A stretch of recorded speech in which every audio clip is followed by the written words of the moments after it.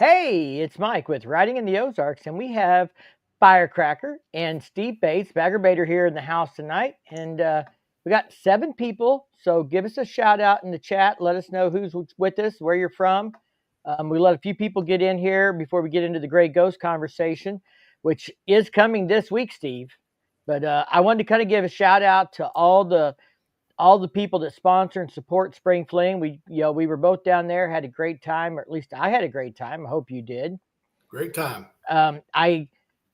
You'll see it come out on Facebook at some point, but Pig Trail matched the donations for the ride that we did, and they're going to so the total donation is going to come to like $1,000 that they're going to donate to Grandma's house for the guided ride we did down there. Awesome. Yep. So Kyle reached out and let me know they were going to match the donations and then round it up just a hair to hit that number. So I thought that was really cool. And I thought we had a great turnout for the ride, considering. I mean, it's the first time I did one of those, and we had like 30 people. Well, we're pretty big. We're pretty big deals in the motorcycle industry, or April is at least. And no, I know they were all just hoping that she would show up in bikini to ride her motorcycle. There's a guy that still wants to see that. Yeah, buddy. Hey, Skids. Hey, there's Dropkick Saudi from Maine. But yeah, so anybody that showed up to do the ride with us, thanks for hanging out with us. That was a great ride. I enjoyed it. I enjoyed doing it with everybody and for a good cause. At Spring Fling, big shout out to Pig Trail Harley Davidson. Switchback Bar had the bike show with Witchcraft Cycle Works, and they had their Hog Wild poker run on Saturday. And of course, the Cat House always has a show going on. They got something going on. So they had entertainment and stuff going on there at the Cat House. That was a good time. Meeting Corey West was really cool, I thought, too. And he did a guided ride on Saturday as well as Adam Sandoval. So that's 3 guided rides this year. Yeah. Yeah, that was way cool. Yeah. And humble. What a great guy. Yep. Corey West Day. Hey, there's the Wagonators. There's Love and Bikes. So, hey, Brian. So, Spring Fling I thought was pretty good this year. They had a little rain on Saturday night, but Jeff said, that they were pretty strong right up to that point on Saturday night and stuff. Good turnout. I thought things were pretty good. I can't say if it was up or down particularly. I didn't really get a feel for it one way or the other. Parking was, could be tough at times like it normally is. So I don't think they were particularly down. I think the weather. I think the weather did keep some people away. There were some people I knew that were going to come that didn't come because of the weather. So now I know that we were planning on going out to the campground that Jeff's involved in, the owner of the Cat House, and we weren't able to get there. Maybe it was a little rainy or something. Do we know much of how all that went, or did you ever hear anything?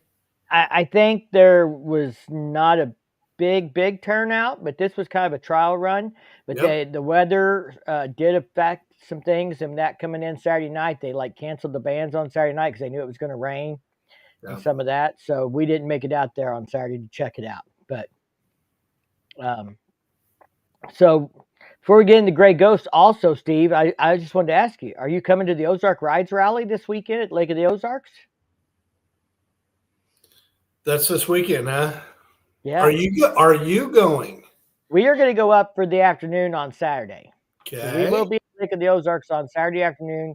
We'll probably stop by the Harley Davidson dealer there, the sponsor the Ozark Rides Rally, check out the vendor situation and what's going on there at the dealership. Maybe go downtown and get us some really good pizza from Casa. Maybe. Oh, I was hoping you'd take me to Tucker Shuckers so I could get some oysters. You can go across the street to Tucker Shuckers. I'll send $20 with you, and you can have whatever you can get for $20. And I'll go to Casa Blancas and have pizza. Well, I'll tell you what, I do have a free weekend, so I might try to throw something together and get my ass down there. Well, come on down. I think we're going to try and be there around 11 a.m. Okay. So, but you don't have to be there when we get there or anything. You can catch up with us, but we'll hit the dealership. There's that's where they lead the guided rides out of. If you're not doing the guided rides, usually there's a ball of death or some vendors and some things going on. So we'll stop in, check it out, see what they got going in, show them a little love. Probably go down and get us some lunch a little bit late, and maybe stop by the ice hole, see our friends at the ice hole, give them a little love. Great spot. Check out the strip at the Lake of the Ozarks. It's looking like it's going to be a pretty nice day, like 72, 73 degrees. Perfect. Sunday's even better, 77. So they're going to make it even better for you. Sure you don't want to just spend the night at my favorite hotel? And I think we've got to figure out what Mother's Day plans look like still. Some of us still have mothers. That's true. So, all right. So we got 33 people in here, so let's get into the Gray Ghost stuff, Steve. What do you know so far before I tell you what I know? What do you know? Well, I want to know how in the hell, or if you're going to be willing to tell us how you were able to guess this well before anybody else that I've seen on the old interwebs. You had an inkling of this months ago. Well, I don't get all the credit there. Motorcycle.com found information and put an article about it. It was listed in hemoglobin data that is like filings they have to do for models they're bringing out this year. So it was listed in Europe or Australia or somewhere, and motorcycle.com put it out. I just shared it with everybody on YouTube. Okay. So that's how I knew something was coming. I can't say how I knew a few weeks ago that it was coming this month, but I did hear that it was coming. Something was coming this month, maybe a couple somethings, but one thing I was sure of was the Gray Ghost. And Harley has since, if you haven't seen it, put a post out on Facebook showing pictures, and we have a date. Yeah, May 8th. Yes.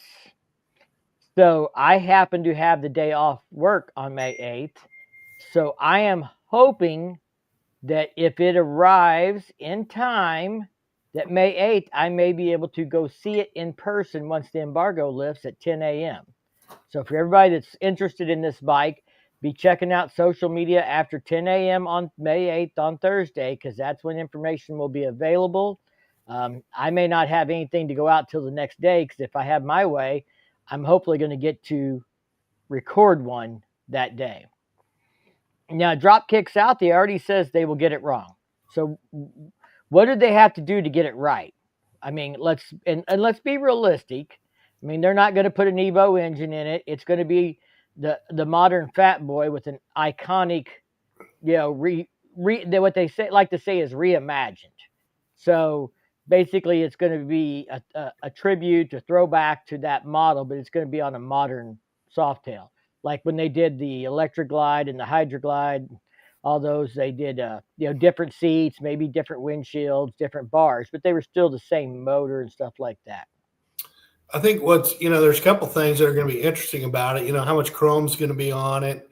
Will they do the yellow badging or whatever you want to call it on the heads? The accents, yeah. Yeah. And it's got to have a silver frame, and that's what Andrew just said, because the original had the silver frame. Yeah. I mean, if they want to do it right, they need to. So, silver frame. Somebody else brought up the headlight. If you look at the 1990, and I can pull up a picture of it here if you'd like to, we can share that. But the 1990 had like the round traditional chrome headlight on it, not the Harley Davidson shell that we're used to. Yeah, that new futuristic looking headlight that they're putting on them now. Yeah. So what else do they have to do to get it right besides the frame? The wheels. What are they going to do on the wheels? They got to look like the old wheels. Well, they're going to have to make them solid, right? Yeah. Firecracker, the Godfather, says hi. Hi, Godfather. She likes to call him the Godfather. When he drives his car, he's got a big Chrysler 500, and she says he reminds her of like some old guy from the mafia driving a big fancy car. Go solid with rivets.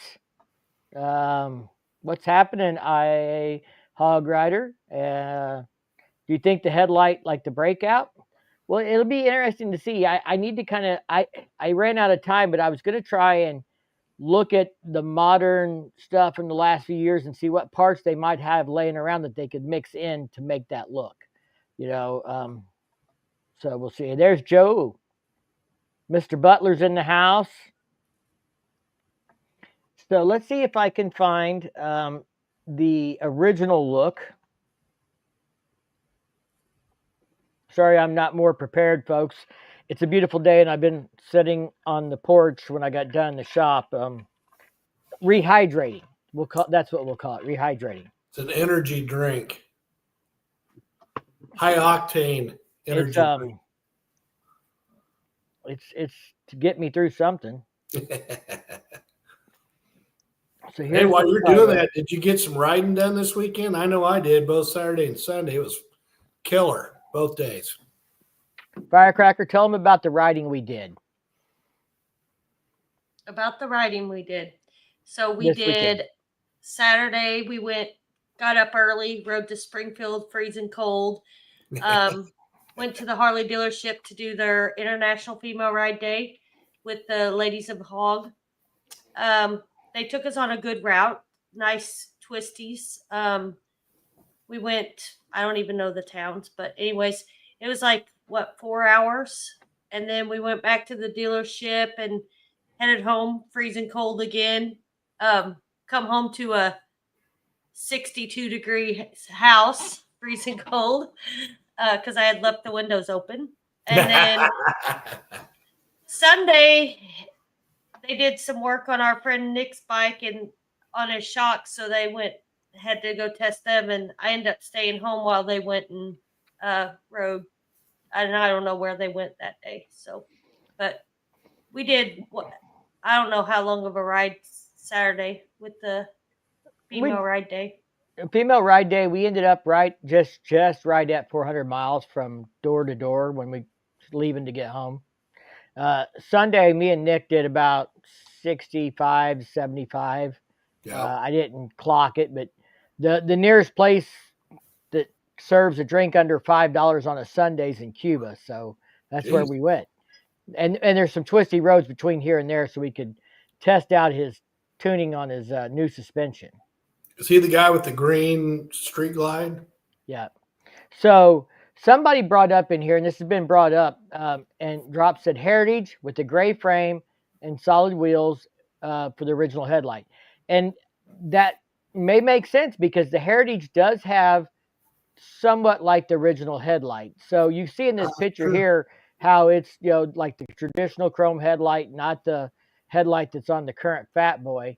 Yeah. The Heritage has that, but it has the tri-bar. But you could just drop the tri-bar and stuff. But the fenders on the Heritage don't match. Heritage now has 2-into-1 exhaust, so you'd have to go back to the 2-into-2, take the bags off. But the Heritage might be a way to do it. You'd have to change the wheels out. But would it be just easier to put a different headlight on the Fat Boy? Well, yeah. The thought it would be is, could you put that Heritage headlight on the Fat Boy, and would that be an easy way of doing it? So yeah, there's the Heritage. Yeah, he's right on. If you look at it from the side, you're gonna have. If you took the windshield out, you'd have that type of headlight, but the fenders don't match. No. And the exhaust don't match. Right, but none of the exhaust on the Softails this year is going to probably match because I think they're almost all 2-into-1. But let me pull up the Fat Boy real quick here. I don't know, but it seems like the Heritage and the Fat Boy's front suspension and forks and everything, they seem to look identical. So the Fat Boy,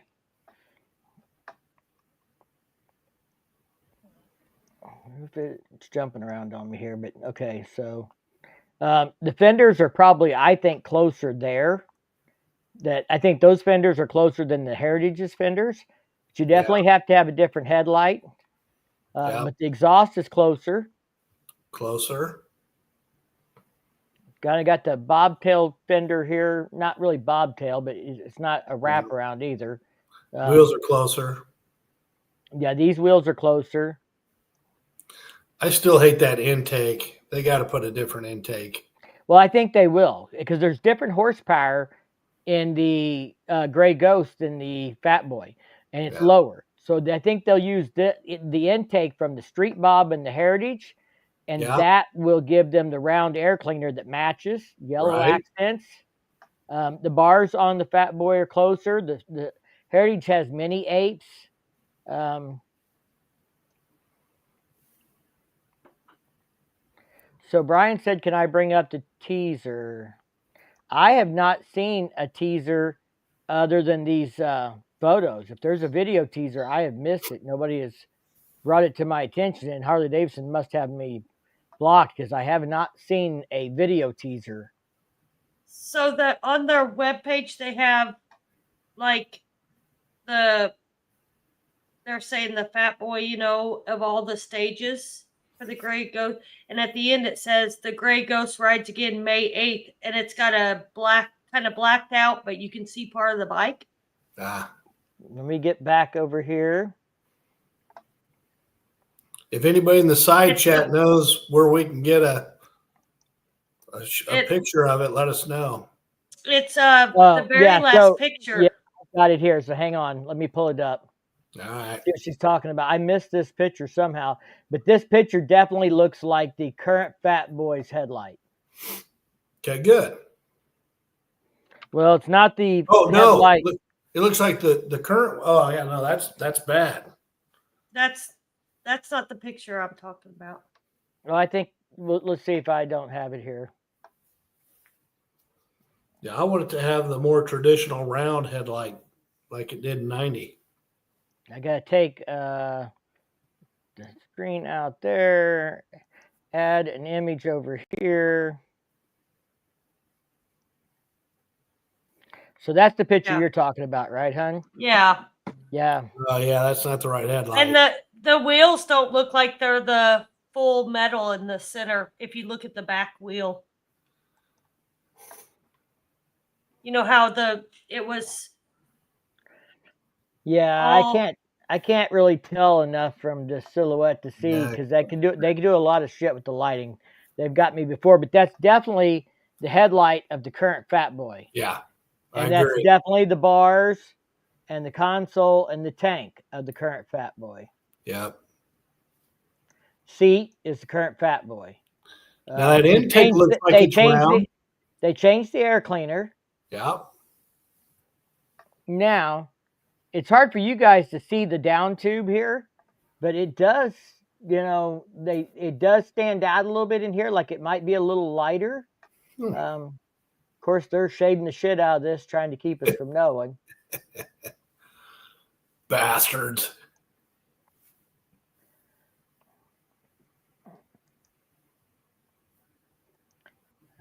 So we'll just have to see, but has to have the original tank logo. Yeah, thanks, Farker.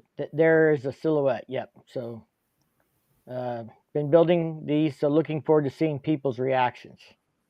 So Cypher, does that 160? Are you saying you've been building these for the motor company, or you've been building like or you've been taking old bikes and like restoring them for people?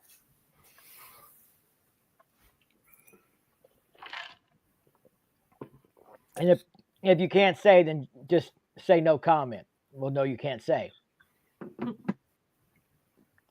So I work at the York plant. So yeah, so he's been building them. Well, thank you for your hard work. And yes. I have not seen one, but somebody that has seen one did say that it looked really good. Of course, they're biased. It's So now, obviously, can he shed some light on the questions we've been asking? I doubt he can, and I'm not going to ask him to put his job in jeopardy. Yeah, don't put yourself at risk. Yeah, because they're very, very, very careful about like we don't talk about future products, and they do watch my channel and they do watch my live, so do not put yourself in any risk. but that's not what we're asking anybody to do. These are people's jobs, and we don't want, you're not anonymous on here, so people can see your handle, so let's not get you in trouble. We could ask him this. We could say, you know, do you feel like Harley Davidson has done their due diligence to make the bike look as much like the one in 1990 as possible?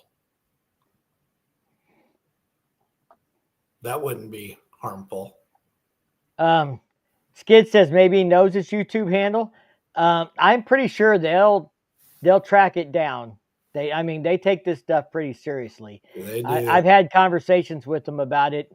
Not anything that I've ever leaked, but they have gone after people that have leaked photos, and they treat it like corporate espionage. So John wants them to build something that can handle the abuse I put him through. You know, John rides his bike like he rides his women. Hard. John's got a sour taste because he bought a bike and he had within a year he had scarred pistons. But he bought a used bike, not a brand new bike, and it was built. It wasn't stock. So it's hard to say what happened there, but he's definitely not had the greatest luck with what he bought. It happens. Maybe start building a Road King Classic. I'd love to see a Road King Classic come back. Yep, I used to own one. I think they will do the gray color and not much body modifications. Brian says lots of NDA and CDA. So Cypher's not commented any further. So yes, let's keep him out of there. It will be gray with an extra 3K. I said about list price on the Fat Boy in like base color is $22,600 MSRP. I expect this to be $2,400-$2,500 more. So I expect this to be MSRP of $25,000. That's more than the Whiskey Fire paint job. The Whiskey Fire adds like $850, so that's like giving an extra $1,500 or something on top of that. But on top of the Whiskey Fire paint job, but you got to remember this is going to be a limited edition. I expect they'll do less than 2,000 of these. What do you think, Steve? What number do you think it'll be limited to? I like the 2,000. I think it's going to be right in there. Firecracker, what number do you think it'll be limited to?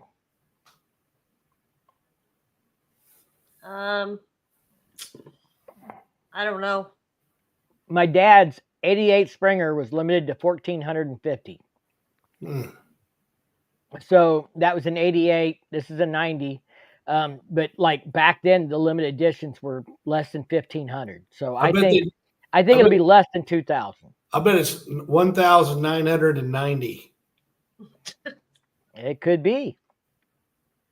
I'll say 1,500. Brian was right there with you. 1990s. That's how many it's going to be limited to. Right on, Brian. God damn, we're smart. So the question will be, will they make the frame? I think the biggest thing is that if they don't make the frame gray, they're going to get a lot of heat over it. I do too. I think the headlight, some people, purists, are going to say, oh, that's not the right headlight, but they can't. They can, but they can't affordably make everything look like it did in 1990. And part of that problem is, the mount may be different for the headlight. The Heritage had maybe different triple trees or something else. It's hard to say what all they'd have to change to make these mounts work and these different things. So Steven says the Hydroglide was $1,750. So yeah, I think we're going to be looking more like, no less than 2,000, but 1990 might be a good number. It would make sense. Now, Firecracker, you were 11 years old when this bike came out. I just ratted you out. And I'm sure you weren't into Harleys at 11 years old, although I'm not sure you were into Barbie dolls either. You were probably playing with G.I. Joes with your brother. But, So if you had your choice of a more modern take, let's say, let me pull back up here the modern one. So there's the modern Fat Boy and Whiskey Fire. Good looking bike. Now imagine it in silver, and I mean, to help you get close, we'll go to gray. That's as close as we can get to silver.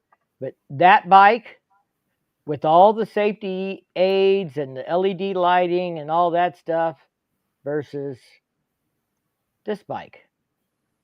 Now, I think they will do the yellow trim accents. I think that's something they can do, and I think they'll definitely do that.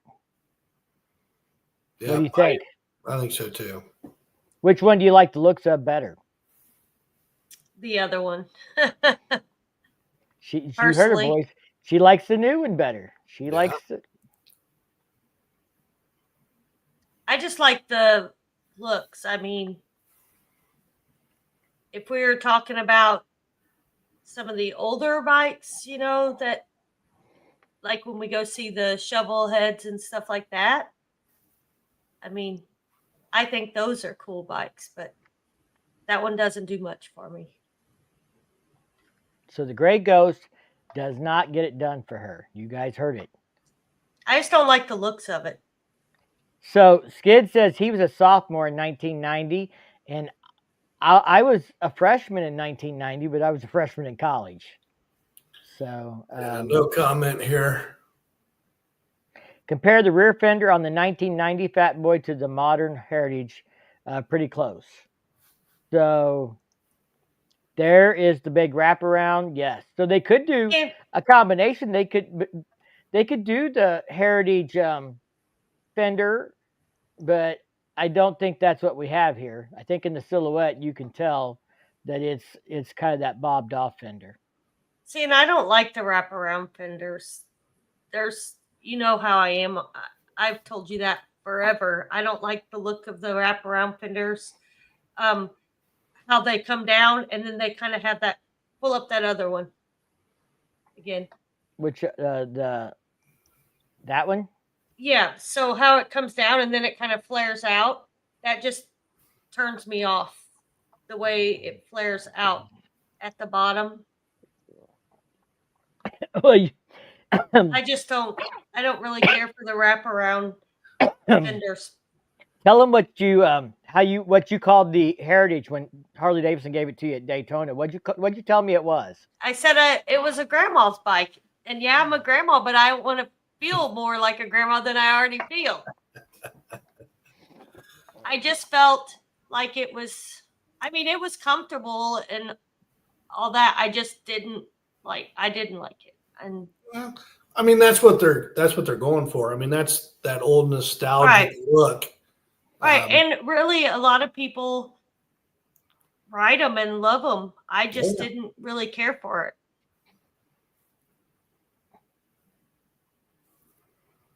So Steven says in 1990 he was 42 and riding Hondas, and he likes the old better. And I get it. Two Fat Boys, the 15 and 17.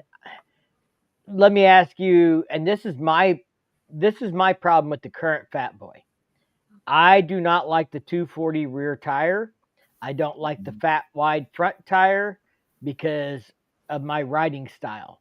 And me and Professional Monkey talked about this at Austin, and he kind of hit on this in his video recently about the Fat Boy. If you haven't seen that, watch his video this week. He was kind of excited about this announcement coming out because he rode the Fat Boy at Austin and he liked it a lot. And the thing is, you know,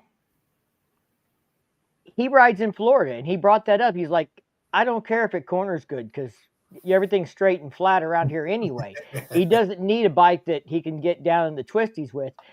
I find, and I talked to the guys at Austin about it, and I think the best way to describe it is you have to be a lot more deliberate if you're riding aggressive through the corners with the Fat Boy. I feel I have to be more forceful to get it down where I want it to be if I'm riding aggressively through a corner. I feel like I have to be more aggressive with the Fat Boy than I do with my freaking Street Glide.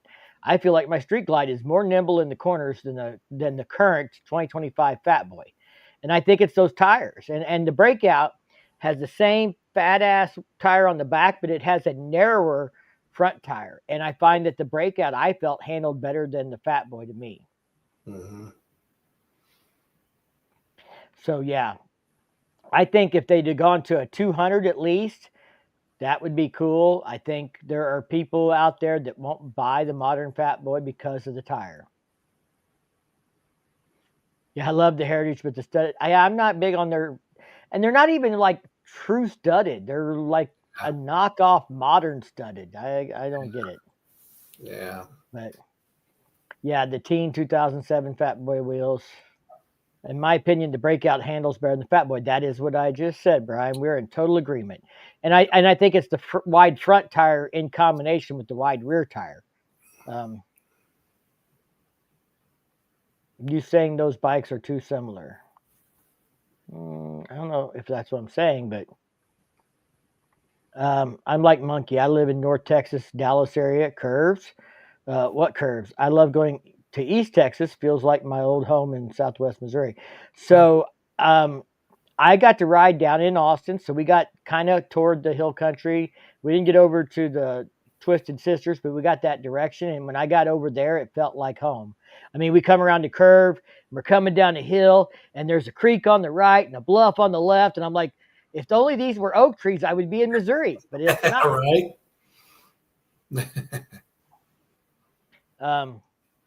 So I think we can probably assume based on this picture that we're going to have the same tire, that we're going to have the same fender and seat and tank and headlight.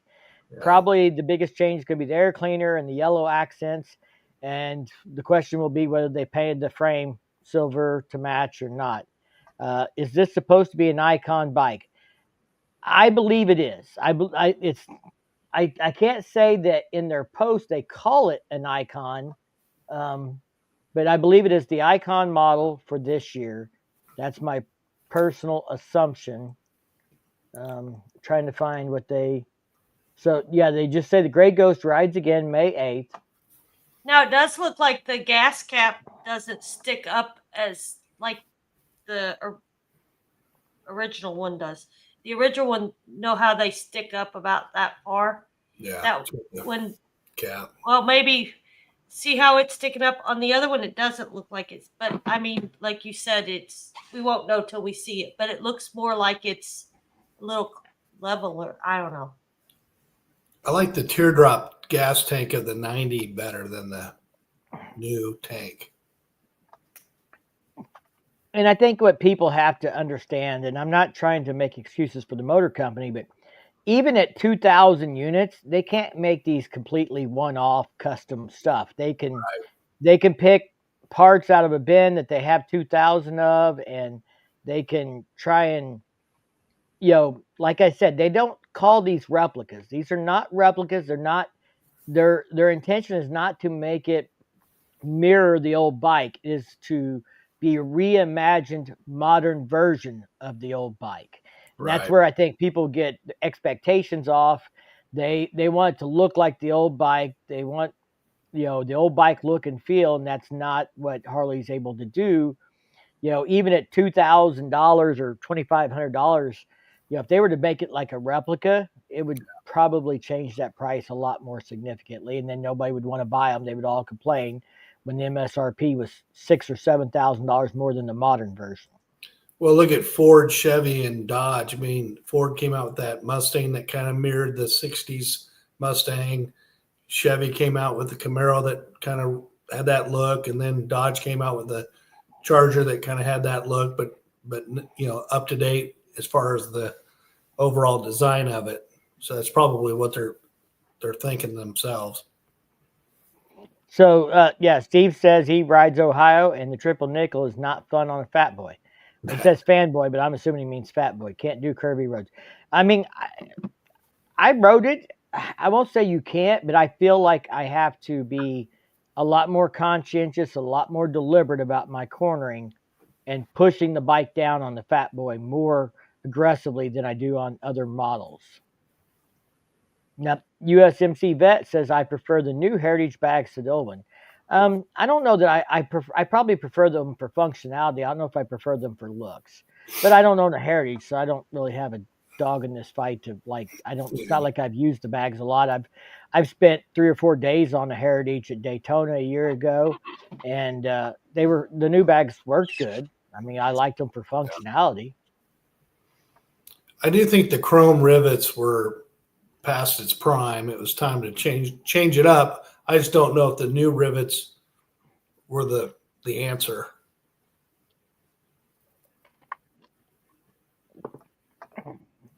I think it will be staggered because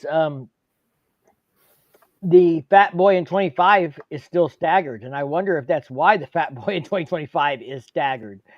So the 2025 Fat Boy is staggered, so they could have left it alone knowing they were going to do this with the reimagined Fat Boy. Yeah.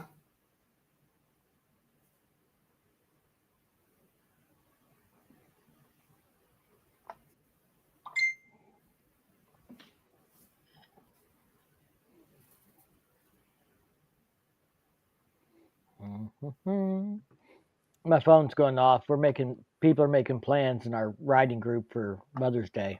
I had to finally turn mine off. Yeah, I try not to look at it when we're on here, but you never know.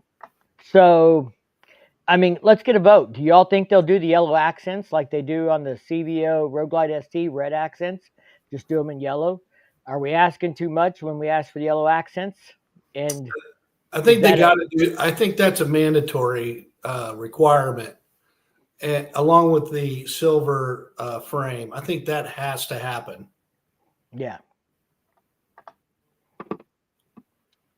So he said aesthetically he likes them better. He owns a Road King. Yeah. Brian asked, any rumors related to HD? Rumor is there's going to be a proxy fight in a week with the investors over the CEO and the board members. I've done some videos on that. It's not really a rumor. It's confirmed. There's a proxy fight going on. If you didn't catch my video on the, and I'm sure that, I mean, this stuff is planned.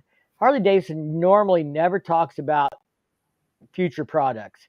But in the financial call this year, the CEO did talk about new entry-level model coming that's affordable next year.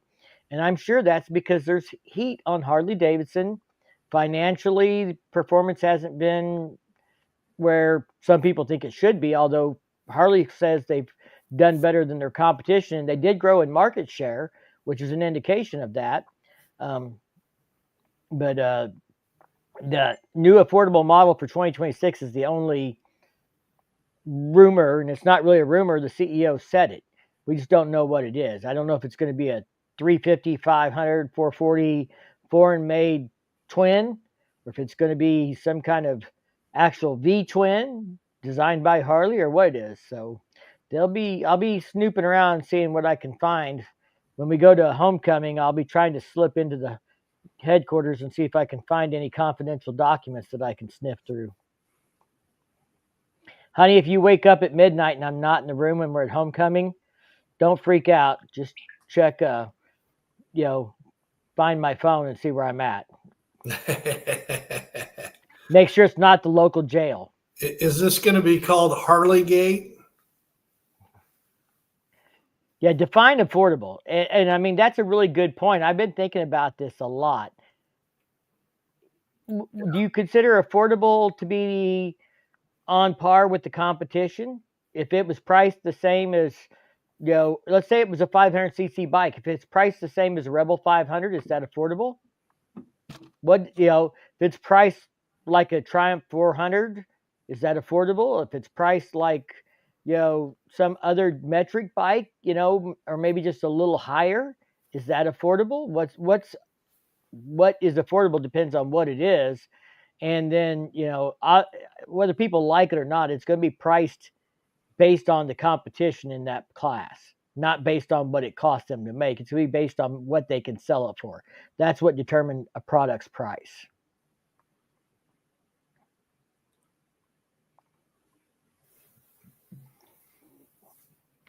Stu, exactly. Why do I feel Harley's definition of affordable ain't going to do what most people define as affordable? Yeah, and it depends on the person. Some people are fine with that. Some people aren't. Mr. Andy says, I think it's going to be more or less a new Fat Boy with the round air cleaner and gray paint and frame and dual pipes. I'm hoping yellow. Yeah, on price with the Honda Shadow, which is like $8K. So, the Honda doesn't make a Shadow, I don't think, except in the 750 range now. They call it the 1100 is a Rebel now. It's not a Shadow. I don't know. I'd have to go back and look. I haven't looked at Honda stuff real close lately, but they don't have anything CC wise that's like in the same ballpark as the Softails. I don't think anymore. The Fury is probably the closest thing that they've got to that, and that's more of a chopper bike. But like the Rebel 1100 is priced right there with the Nightster now that they've dropped the price on the Nightster. Mike, refresh my memory. Did they make two different size motors in the Revolution Max platform? They make a 975 and a 1250. So, just thinking out loud, that 975 would be, what if they came out with that Bronx Street Fighter look with that motor? Could they get that down around eight to 10 grand? Well, I don't know. I mean, I think that would be the Nightster's the 975, and they've got it down to 10 grand. Could they do it with the Bronx? I don't know. So the Shadow Phantom is 8,700, but let's look at the specs on what size engine we've got there. If it's anywhere near as big, or if that's still like the 1100, or if it's up to like 1800 cc's. 745 cc's. So the $8,700 Phantom is 750 cc's. Okay. Yeah. So when they come out with these, like this bike that they're coming out with, do they give the options like on the other bikes where they black out the exhaust, or do you think that would be a thing that they might do, is make it blacked out instead of? Not on this one. Chrome. Yep, not on this one. They won't have any options. The Fat Boy has no. But what I'm saying though, could that be a possibility that they change that from chrome to blacked out instead of? Not on this not on this Icon model. They won't. I'm not saying as an option. What I'm saying is, could it be that they, instead of doing the chrome on it at all, they do blacked out? Well, I don't think they would on this specific one because this one was chrome originally. Yeah. And the Fat Boy only comes in chrome in 2025. So I don't see them doing anything for the Fat Boy in black this year. Now, I don't think on any of the Icon models they've done the last few years, they gave any trim options to have them in black or chrome. They were one way and one way only, with one price and one price only. Normally, chrome is cheaper than blacked out. Blacked out cost extra. And I don't recall any of the Icons having a variable in the price. So I'm assuming they've all come one way. If anybody knows differently, please correct me.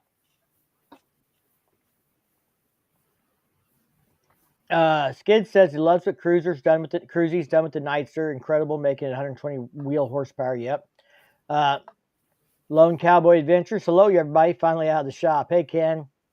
260 Jake. For an affordable bike to me, the 975 Nightster at $9,999. Affordable would have to be sub 8. I thought the Nightsters at $10K was a great deal and on par with an Indian Scout. Yeah, I mean, I think the Nightster is now priced where it needs to be for the competition. If you look at the Rebel and the Scout, if you were to do horsepower per dollar, Harley beats them. The Rebel, it beats the Rebel 1100 with the Sportster, with the 975 Nightster. It beats it for horsepower. So it actually, dollar for dollar for horsepower, is a better value than the Rebel 1100. Yeah, and the Phantom is shaft drive.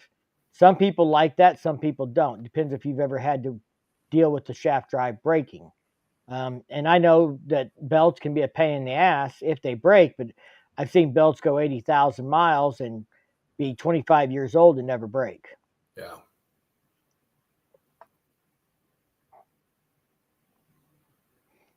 Yeah, the 750 shatter motor is a pretty mild. Plus, we already did a blacked out special Fat Boy. That was an anniversary edition they did on the Fat Boy. It was blacked out. Cypher will know a lot better than I will because he looks at them every single day. I know I'd like to call bullshit on him, but I don't think we're going to be able to call bullshit on him. Probably not. Under 750cc is key for insurance purposes. I bet they bring the 500cc bike intended for the Chinese market to the U.S. and price it around $6,000.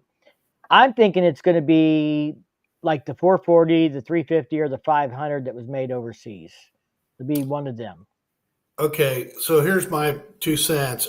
If it's one of those, they're going to have to make it look different, and I think they're going to have to make it look more crotch rockety. If it didn't sell once, it's not going to sell twice. So they're going to have to change it up if they want to sell it.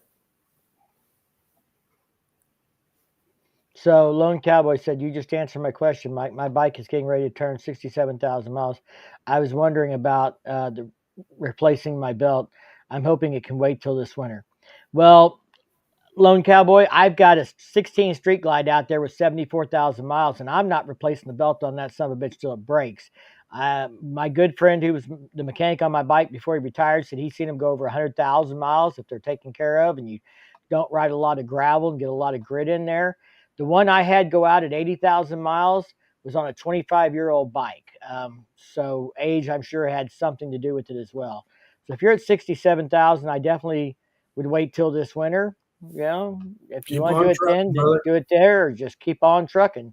Because I know it sucks to be out on the road and have one break, but I mean, if the teeth looks good, the belt looks good, it's not dry rotting, not cracking, I wouldn't change it. 30th anniversary was the blacked out one. That's what I was thinking. Like I said, I'll be honest, I'm not a huge Fat Boy fan, just because of the handling and where I live and where I ride and my style of riding. When we went out Sunday, if Nick's still in the chat, he can tell you that I would not have rode that way on a Fat Boy the way I rode on my Street Glide. So Brian said he just replaced his belt at 93,000. So that sounds like you got a ways to go there, kid.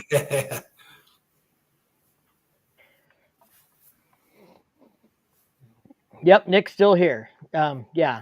And I mean, Nick and I, when I first got my 16, we've been friends since 2014 or 15. So 10 plus years we've been riding together. And we went out and rode together right after I got my 16 Street Glide. And I came off of a 1990 80 cubic inch Ultra and got on a 2016 103.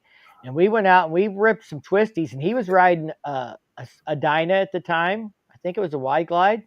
And he was dragging pegs, and grinding pegs. I mean, shaving metal shit off of them, not just scratching them, shaving them down. So, we've been known to probably ride a little more aggressively in the Ozarks than we should at times. But, yeah, he said it was a Dyna Y Glide. So, good day, everyone. Mike, my Fat Boy was the same, but changing to Legend suspension on it, and now it's on rails, like riding a metric bike.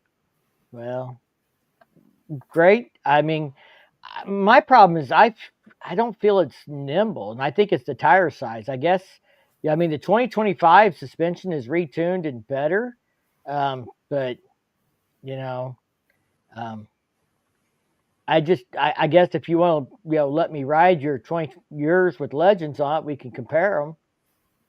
But I went from one model to another. I rode 6 Softails in 2 days, and the Fat Boy was the least nimble bike in the group. And that's my only complaint. And that doesn't mean it's a bad bike. It's just something you have to be conscientious of for what you want in a bike and how you want to ride. You want to cruise across Florida like Monkey does. Like he said, I don't got to make a turn. I can just go straight. Barely lean, that's all the corner he's got. And so it's perfectly fine with him, and he's excited about it. I'm excited to see if he buys one when they come out. He says he's going to have to get rid of something to do it. Yeah. I told him to buy. I told happen. him to buy an empty lot and build a shop so he can buy more motorcycles. It's going to have to do something. I am fortunate that we have a shop that still has room to grow in it. Right, Firecracker? Yeah. Acted over here. Yeah. Well, and I can always. I've got a few bikes in the shop that don't belong to me that I could evict if I had to make room. So, Robert says, I live in Florida and own a 25 Fat Boy. Well, congratulations, Robert. Did you get Whiskey Fire and Black, or did you get something else?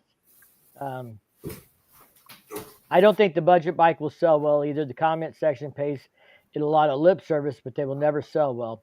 And I think he's exactly right that Harley's tried this with the Street 500s. They've tried it with other bikes, and they have, other than the Sportster, they have not had a entry-level bike that has, I think, sold well. So I think that is, the fact that they got to do this means it's got to be something different. I think it's going to be a parallel twin or something like that, totally different. They can't keep retrying the same thing every 5 years to have the same results. So, Brian, it was confirmed that this fall there would be some 2026 models unless they change their mind. I can't say they won't change their mind, but the CEO did say in the question section that there would be a fall release of some 2026 models. That may not means they may not have them all released. What we might see is some carryover models. It's a big transition for them to go from January to, say September or October. And then because they have to cut the production line is over sooner and things like that. So they said it was a bigger undertaking than people probably realized, but they were planning on getting that started this year and that there would be some 2026 models in the fall of 2025.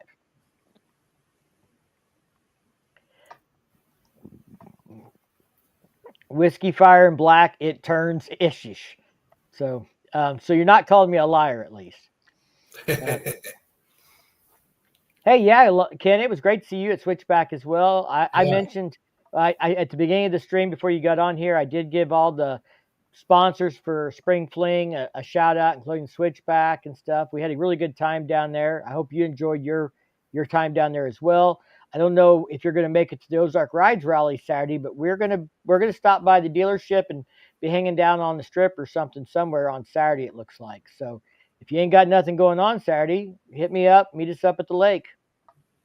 Yeah, it's good to finally meet him. He's another Kansas City fella. Yeah, you got hit Bagger up. He's talking about maybe riding down on Saturday. I might try to sneak down there.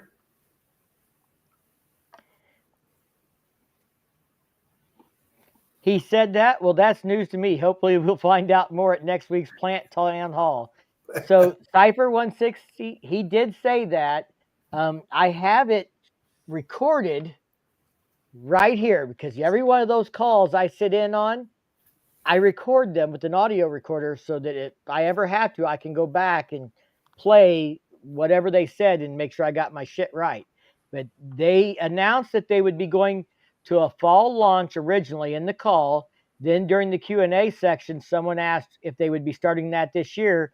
And he said there would be some 2026 models. He didn't say the entire lineup.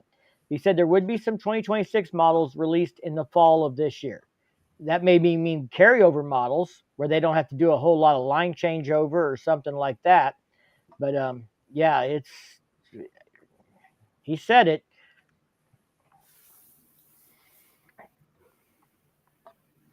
Anticipating them to do a shirt production run for the say 26 model year, then in the spring of 26 release 27 model year. So it looks like we're doing 25s this year and 26s this year. It's what it looks like.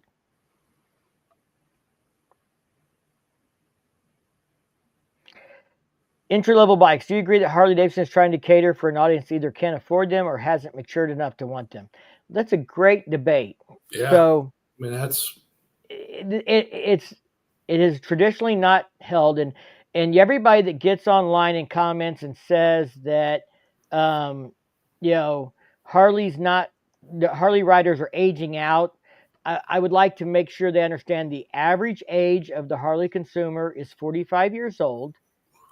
So they're not, all, you know, baby boomers, and that's the only people buying Harleys, and they're not all just going to die off and nobody's going to buy their bikes.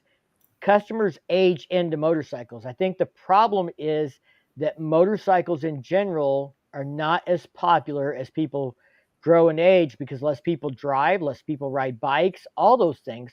If you don't ride a bicycle, the chances of you riding a motorcycle are slim. So the fact that kids are not learning to ride bikes plays into that. The fact that kids aren't playing outside, they're playing on video games, plays into that. I think the culture change plays into the popularity of motorcycles more than the motorcycle itself. Yeah. And I do think that a lot of people age into a Harley, whether you want to call it mature or age or whatever, but they get to a point where they've got kids, they can't be running 150 mile an hour on the interstate anymore. They've got something to live for, and they've got to change their lifestyle. And I saw a guy comment on my video. He had a Hayabusa. That was his preferred bike until he went and rode a tour bike and traded. He said, "God forgive me, but I traded my Hayabusa in for a new touring bike." And I said, "And I'm never looking back." All I can say is to people that haven't rode one, be open-minded. There may be a time in their life where that is the right bike for them. Yeah. So Ken says he's rolling on 18 on Saturday, so it looks like he's hitting the road. Well, just don't roll over me. There's XAN.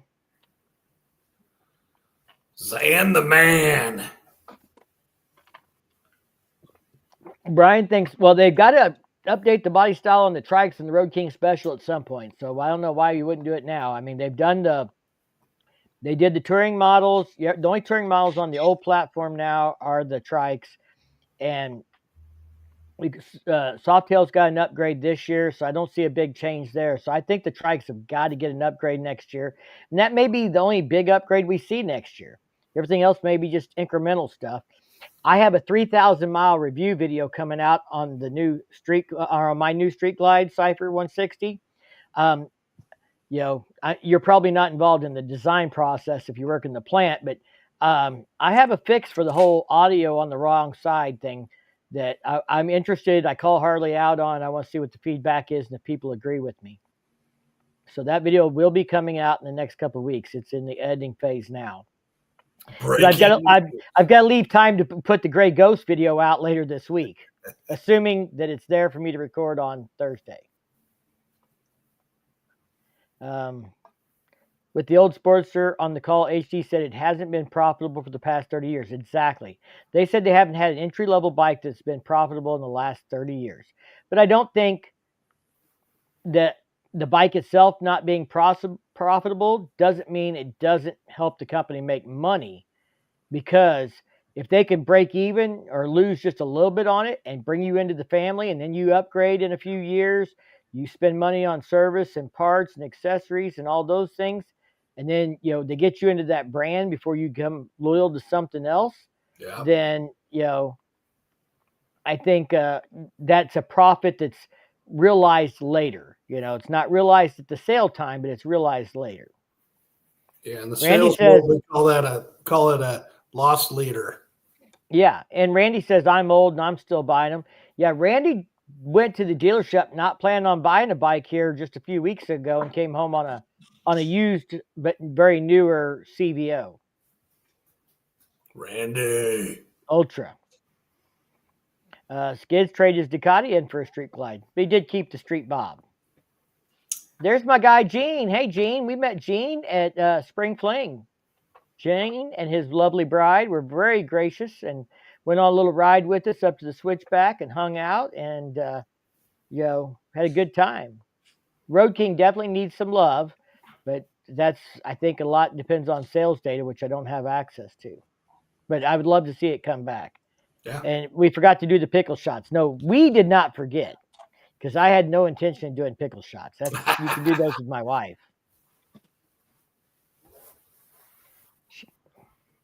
By the way, Steve, you have been killing the short videos on YouTube. Thank you. So for those that don't know and have not subscribed to Bagger Baiter, he has a whopping 170, and we'd like to see that number go up. So we got 70 people in the chat. If you are not subscribed to Bagger Baiter, please consider giving him a little bit of love. And as I always like to mention, it's 170 of the smartest sons of bitches alive. Yeah, Brian mentioned that they used to run a promo on the sports store. They'd give you full purchase price on a trade-in 12 months later. And that's what I say. They may not have realized a profit on the Sportster itself, but they realized a profit on that trade-in 12 months later. Yeah, part of the problem bringing young riders in, how expensive. Harleys hold their value better than cars.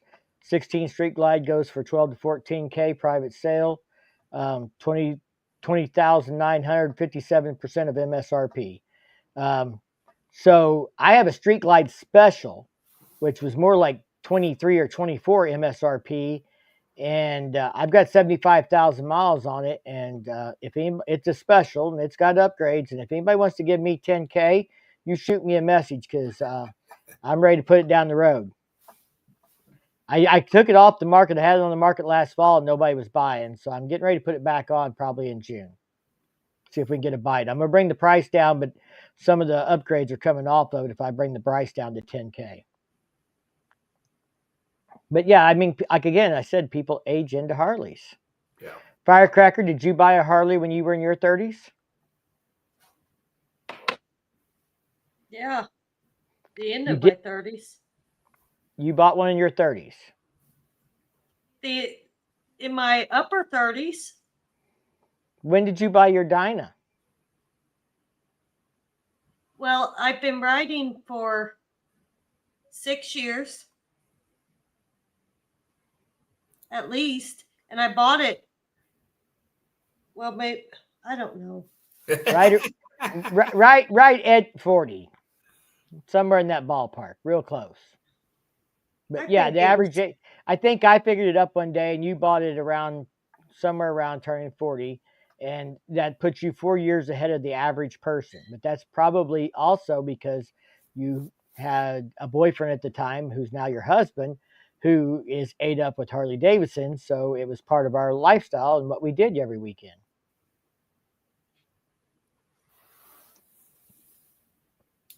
I don't even know. You go back and look. On the Road King sales number, I think they might be skewed. People may be holding off, waiting for a change, looking at the Street Glide or Road Glide. And I definitely don't think the Road Glide is going to sell well until they bring some love to it, like the 117, some other stuff, ride modes, things like that. Like they brought ride modes to the Softail, so they can obviously do it without having to do a big fancy display and stuff now. They figured that part out. Arkansas used market versus Missouri is about 2K difference. Actively shopping the two markets right now. What you looking for, D? I might have a 16 Street Glide with 75,000 miles. It runs like a top if you're interested. It's a badass. It's never had the motor opened up. It's just a stage one. Everything else is stock inside, but it runs good and strong. Only time it's ever had to be put on a trailer was when a wheel bearing went out. And Firecracker doesn't want to talk about wheel bearings. No.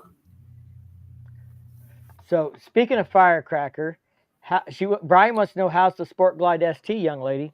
Yeah, talk to us. And I'm going to put a link to her channel in the chat for everybody, because I had somebody asking about her bike and they didn't realize that she has some upgrade videos on her channel for other things that she's done on the bike. Yeah, she did a good job on those. Yeah, I bet. Just a natural talent. Uh-huh. So how is it? They want to know. With the fairing, I love it. I need a taller windshield. Hint, purple, Clockworks, taller windshield. Yeah. But I like it. The only thing is it needs a taller windshield. I mean, I can live with it, especially with it being warmer. But like Saturday when we were riding, it was cold, and I wore my full face because all that wind coming at my face. But I like the stereo system in it, and I'm excited. I just think I do need to get some pinstriping put on it to tie it in, but that's going to be saving money to have that done because I I don't want to take it to someone else and have them do it. I want to go to the same guy that did it originally because he started on it, so I want to let him finish it. So that means, Cody, if you watch this video, you need to reach out. We did on our way back from Spring Fling. We're riding along, coming home, and I feel something hit my knee and go up to my side, and I thought it was like something flung, So I kind of moved my arm. Well, we're stopping. I was telling them about it, and then I all of a sudden look down and I go, I know what it was. My wind deflector flew off of my left side, so we had to order a new one of those. But Loctite we'll have to make sure we use Loctite. Well, and that has those spring clips. You have to be real careful about not over tightening those little clips on plastic because they will strip. So we'll probably do a little Loctite, make sure it doesn't vibrate loose, and redo that. But hopefully that'll be in real soon. Yes, she needs a Clockworks purple windshield, and we don't have a sponsor to give us one, so it's on hold until we come up with the cash. I had a guy who commented on a video, and he commented about how people couldn't be unbiased if stuff was given to them, and I said, not everything is given to us. And he said, see, you confirm my point. Some of the stuff is given to you. And I'm like, yes, some stuff is given to us, but that doesn't mean you can't be pretty honest and be, I mean, I get you have some natural instinct to not want to screw somebody that gave you a product or something else, but I don't think that means that you hide anything that's wrong with it either. I've had some people give me some products and I'm like, you don't want me to do a video on this product. I'm going to tell you right now. I'm not going to lie, and it's not good. Yeah. No, you've always been pretty candid, I think, in your. Yeah, and I mean, and I don't think I don't want to have a channel that's all negative. So I try and look for the positive. But if there's obviously something negative, I will share it. Like I have a video coming out tomorrow about TCMT's shocks. We put them on Nick's bike, and they're $700, and they're remote reservoir suspension, and they're a huge improvement over stock. Now I can't say, and I said it in the video, I can't say how they compare to Olin's or Legends because I've never got to try any of those out. I don't have anything to compare to, but they were really good. I mean, he was really impressed with the way they handle after putting them on. You can only, you got to be honest, or you should be honest, but that doesn't mean, but that doesn't mean just because you're positive about something that you're not being honest, or that you've been influenced in such a way. I've never had anybody tell me what I had to put in a video, not once. And I have had some products that people asked me to review, and I gave them some feedback on it, and they said, okay, we'll try and improve the design, but they didn't, they didn't sugarcoat it. They want real feedback a lot of times. The manufacturers, here was that comment. Also want feedback from someone besides employees. That's right. I gave a negative review of some gloves I received. Yeah, but it does happen, and not just because you're positive. I mean, I try and review products that I've already researched. If I don't think I'm going to like the product, I'm not going to waste my time doing a video on it. I mean, I've had people try and get me to do a review on freaking nitrile rubber gloves. I'm like, that's not what my channel is about. Not what my folks are going to be interested in. We're not doing that. But, it doesn't, it's just, hopefully that people can differentiate and be honest still. I'm reading the comments here. Inverted front forks, piggyback shocks, dual front disc, like a faster lowrider S. For like a, well, put the 1250T motor in the Nightster S chassis. That'd be interesting.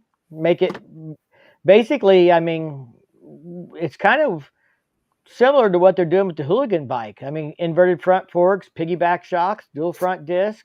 That's what they're doing in the Hooligan, but that's a Pan America frame still. They're just using the Pan America motor and the Pan America frame and doing some of those same things. And Nick said way better than stock on the shocks. He was way more confident getting jiggy with it in the twisties.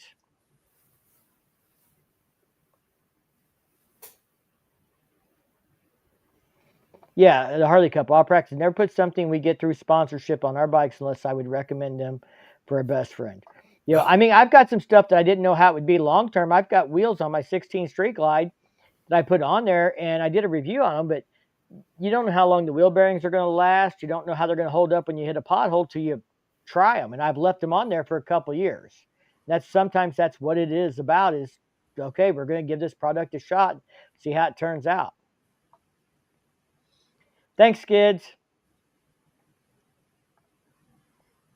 Not a bad idea. FL Bikes makes a little nervous flying in just for that purpose. Never know what picture can hide, but DFW is 4 hours. So they're talking about he's shopping for a street glide. He wants something with a little fewer miles than what I've got, which I get. Yeah. It takes too long to get credibility with your audience to lose it over one free product. You know, and I mean, there's products I reviewed that aren't free products. Jay, you want a set of Batubo shocks.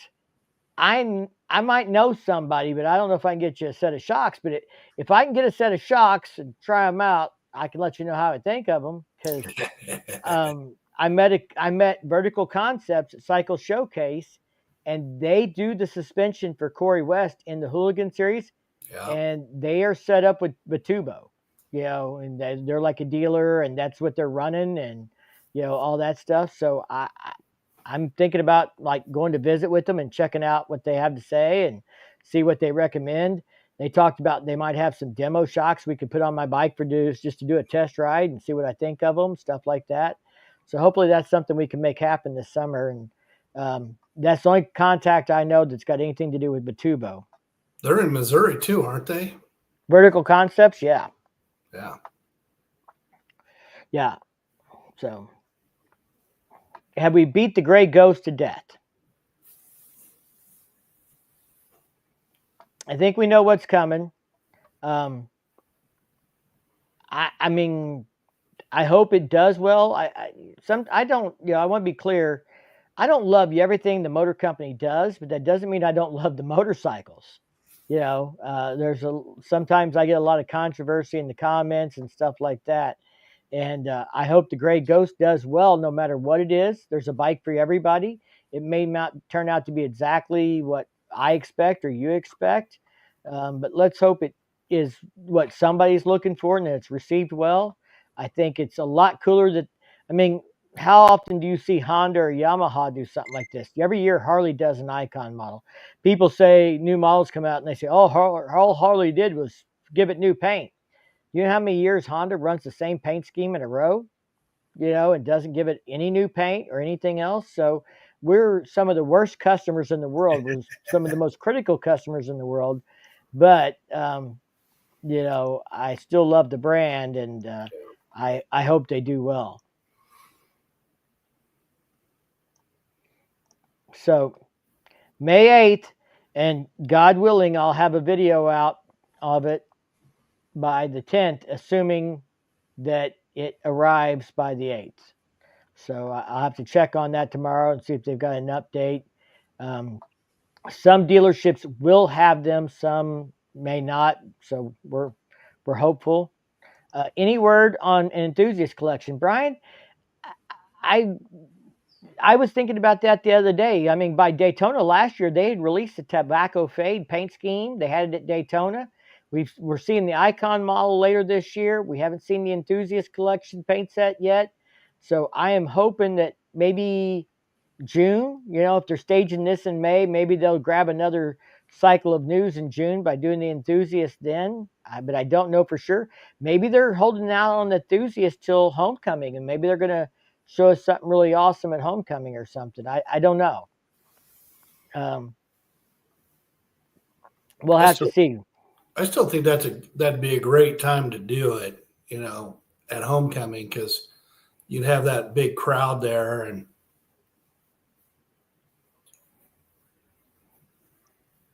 yeah, Jay wants me to ask him for the WME 22 V3. Does that fit a Street Glide or a Road King, sir? Or both? He's done got his model number picked out. You want me to ask him about it, or you want me to ask him if they got a set they've taken off of something that they would like to have, you know, pick up legs and wander off? All right, guys, we have not ate dinner yet, and Firecracker had something smelling really good in the crock pot earlier. So I think if we don't have anything else, I'm going to call this thing a night, and we're going to go eat some dinner. We'll have more stuff coming on May 8th. Hey, Steve, did you notice that the internet's been really good tonight? Yeah. Because we're on fiber, baby. We got rid of that cellular connection. We are on fiber. Bitchin'. Yeah, me and Firecracker have a much more stable internet connection now, so the live stream should be better. Shouldn't have any of those other problems we've had in the past. Cool. You know, we didn't have any like delay like we had before, and some of that too. So definitely glad to get fiber in the neighborhood. Yeah, it's been awesome. Thank you guys all for tuning in. Appreciate you, everybody, coming out and hanging out with us and talking about the Fat Boy and just Harley in general and the events and stuff. And, you know, I hope everybody's getting out and putting some miles down. I do want to give a shout out real quick. Steve, did you get your bike registered for the Let's Ride Challenge, Ride for Heroes? I did not. I'm a bad person. Well, if you come to the lake on Saturday, you can do that right there at the Harley dealership. Okay. I was going to ask you, do you know if they're going to have a gray ghost at the Lake of the Ozarks bike at Harley Davidson? I don't know. Let me check my messages. Once in a while when I do these lives, I will get a message from somebody. Yeah. I don't see any messages from him confirming that they will have a gray ghost. Okay. So we'll just have to wait and see. But I do want to remind everybody, get registered, get your mileage down. I got 1,100 miles in before we did the ride the other day. So I'm probably 1,500 miles into the challenge. The goal is 50 million miles, and Harley Davidson is going to give $1 million to veterans charities. So it's a great cause. Go get registered, and don't forget to put your keywords in, get your rev score up, and go put some freaking miles on this summer. Let's do it. Let's do it. All right. Firecracker, you got anything you want to tell everybody before we get off here? No, they can't see me anyway, so I'm hidden. You're not no more. I fixed that. Peace, love, dope. That's a good one. Yeah. Yeah. Jay said, Road King Street Glide, fell off a truck.